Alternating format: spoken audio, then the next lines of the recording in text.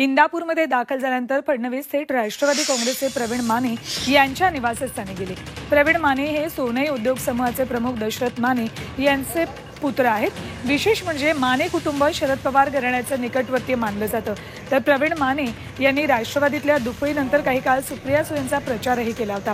मात्र महाविकास आघाडीचा इंदापुरात मेळावा झाला तेव्हापासून प्रवीण माने महाविकास आघाडीपासून अंतर राखून आहेत। मात्र आता ते फडणवीसांच्या स्वागताला ते हजर राहिले।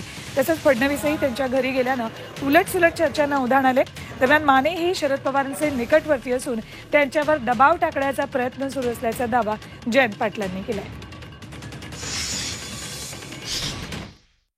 असं आहे की माने दादांशी माझे खूप जुने संबंध आहेत, वैयक्तिक संबंध आहेत। ते अनेक वेळा माझ्या घरी येतात। ते बऱ्याच दिवसापासून माझ्या मागे लागले होते की तुम्ही इंदापूरला येता पण माझ्याकडे तुम्ही येत नाही, त्यामुळे मी त्यांना कबूल केलं। अमृत नोनी आर्थो प्लस, ये एक प्रूवन फॉर्मूला। इसमें मौजूद नोनी फल के गुण और आयुर्वेदिक जड़ी बूटियां शरीर को जरूरी पोषक तत्व देने के साथ साथ हड्डियों और जोड़ों के घिसने, उनमें होने वाले सूजन और दर्द को रोकने में मदद करता है। दर्द मुक्त जीवन के लिए अमृत नोनी आर्थो प्लस। होतं की मी तुमच्याकडे चहा प्यायला येईन आणि म्हणून मी त्यांच्याकडे चहा प्यायला गेलो होतो आणि ते आमच्या सोबतच आहेत, आमचे जुने सहकारीच आहेत।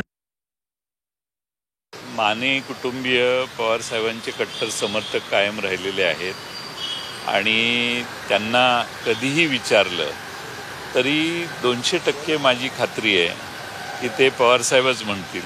पण आता काय वेगवेगळे प्रेशर देऊन त्यांच्यावर प्रेशराईज करण्याचा प्रयत्न कदाचित झाला असेल असं मला वाटतंय।